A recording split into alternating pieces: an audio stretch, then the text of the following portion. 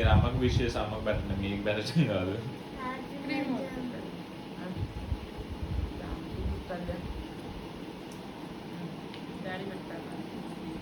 అని అమ్మకి happy birthday చెప్పి కేక్ పెట్టు. హ్యాపీ బర్త్డే అని చెప్పు.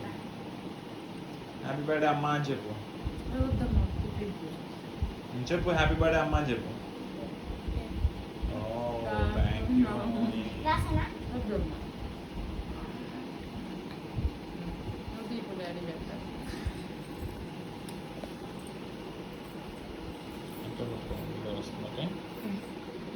కొంచెం ఎందుకు